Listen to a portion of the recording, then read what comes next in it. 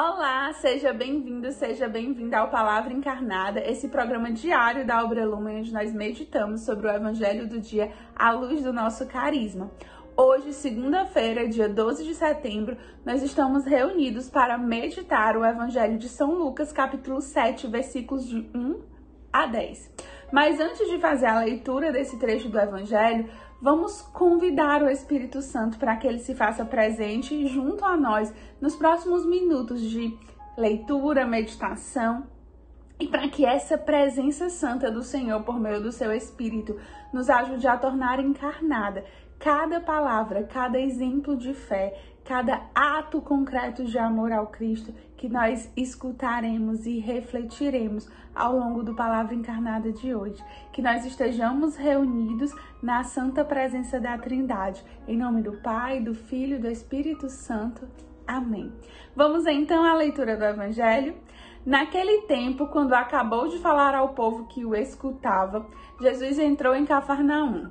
Havia lá um oficial romano que tinha um empregado a quem estimava muito e que estava doente, à beira da morte. O oficial ouviu falar de Jesus e enviou alguns anciãos dos judeus para pedirem que Jesus viesse salvar seu empregado. Chegando onde Jesus estava, pediram-lhe com insistência: o oficial merece que lhes faça esse favor, porque ele estima o nosso povo. Ele até nos construiu uma sinagoga. Então Jesus pôs-se a caminho com eles. Porém, quando já estava perto da casa, o oficial mandou alguns amigos dizerem a Jesus: Senhor, não te incomodes, pois não sou digno de que entres em minha casa.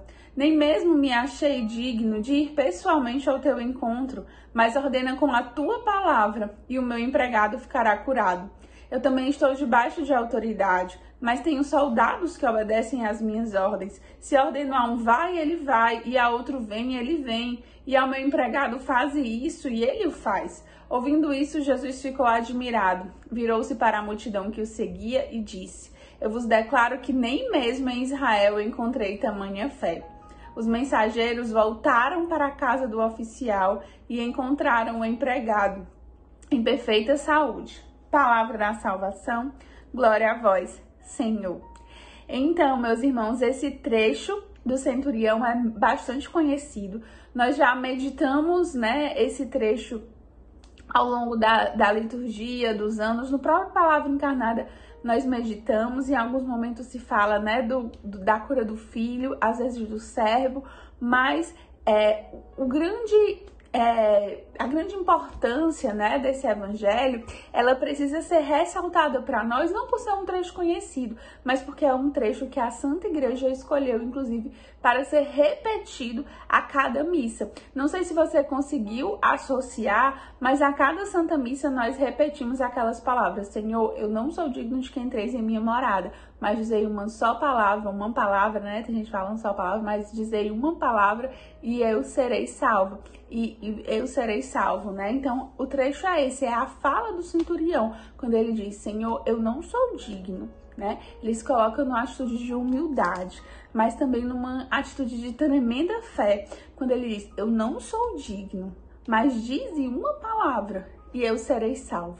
Quando a gente diz isso, a gente repete essa atitude do centurião, que no caso o centurião não pedia por ele mesmo, mas pedia pelo empregado, pedia pelo servo, pedia pelo filho, E nós nos colocamos nessa atitude de fé, porque de fato, para viver a Santa Missa e a Santa Eucaristia, como a Igreja nos ensina, nos propõe, como nos é devido, a gente precisa ter essa atitude de fé.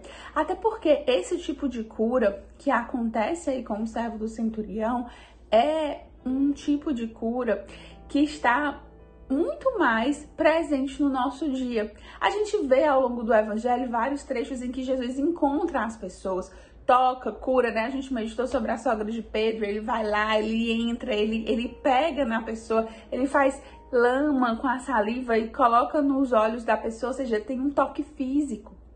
E, no nosso tempo atual, no nosso século XXI, a gente pode pedir sim, e a gente deve pedir curas ao Senhor, mas não são curas que vão acontecer nessa presença, nesse toque físico. O Cristo encarnado, que vai tocar em nós.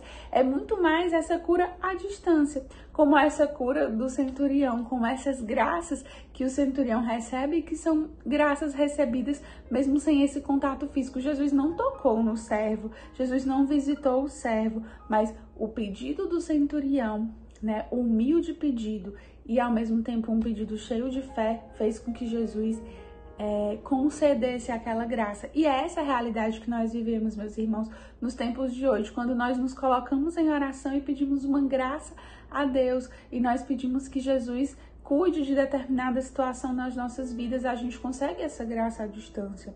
Mas para que a gente possa, né, receber como o centurião recebeu, a gente precisa se colocar com as duas posturas que o centurião se colocou. Uma humildade profunda, de quem reconhece a sua pequenez, de quem reconhece o seu lugar, de quem reconhece a sua indignidade, mas também uma postura de muita fé, de acreditar verdadeiramente, de não só repetir, mas de acreditar. E quando a gente acredita não só assim, eu tô pedindo, Deus vai fazer, eu tenho certeza. Eu estou pedindo e Deus vai fazer o melhor. Porque nesse pedido, com essa fé madura, existe muito amor envolvido. Existe muito amor do centurião pelo seu servo, né? E existe, ou seja, a gente precisa pedir por realidades, por situações que nos são muito caras. E também, ao mesmo tempo, existe muito amor, né? Existe uma relação íntima ali. Por mais que não se conhecessem, mais uma relação de confiança, de acreditar de fato entre o centurião e Jesus, né? O centurião, apesar de não ter essa relação física, ele tinha essa postura, né, de entender quem era Jesus e de acreditar na pessoa de Jesus e no poder de Jesus. Então, é preciso que na nossa vida de oração nós tenhamos essa postura, humildade e fé, humildade e um amor. A gente pede, meus irmãos, normalmente por coisas que nos são muito importantes. Eu acredito que todos nós já passamos por situações de ter um familiar, de ter alguém que a gente ama muito que estava doente, que estava sofrendo, e a gente fez uma oração pedindo por aquela pessoa, pedindo pela cura, pedindo pelo conforto, pedindo pelo bem-estar daquela pessoa. Essa oração que é movida pelo amor, ela é muito forte e ela é muito ouvida pelo Senhor, mas ela também precisa ser tomada, tirada desse eixo da nossa vontade própria. A gente precisa fazer essa oração entregando essa pessoa, entregando essa situação nas mãos de Deus e confiando que Ele sabe fazer o melhor. E o mesmo deve acontecer se nós pensarmos também nos processos comunitários e nos nossos processos pessoais. Muitas vezes a gente esquece de entender o quanto a nossa conversão e o quanto a vida comunitária, né, as necessidades comunitárias, elas devem ser colocadas em oração por nós. Então, eu te faço um convite de, na sua oração pessoal de hoje, você pensar, pode não ter ninguém doente, pode até ser que tenha, e você pode sim pedir por essa pessoa, mas hoje faça a experiência de pedir graças sobre realidades que são caras para você, que são importantes para você, mas que não necessariamente são urgências. Será que a sua conversão é importante? Será que a sua decisão pelo carisma é importante? Será que a sua decisão pelo céu é importante, meu irmão? Eu espero que seja, porque isso precisa ser urgente. Será que a providência da comunidade é importante? Será que tantos irmãos, as necessidades, os eventos da comunidade, as prioridades da comunidade, será que isso é importante? A conversão de cada irmão acolhido, a conversão de cada consagrado, de cada vocacionado, de cada pessoa que vai fazer o encontro despertar, isso é caro para nós. Faça uma experiência de entregar essas coisas em amor ao Cristo, de se colocar humildemente em oração, mas também nessa relação de confiança, de amor, de intimidade, que entrega tudo que nos é importante.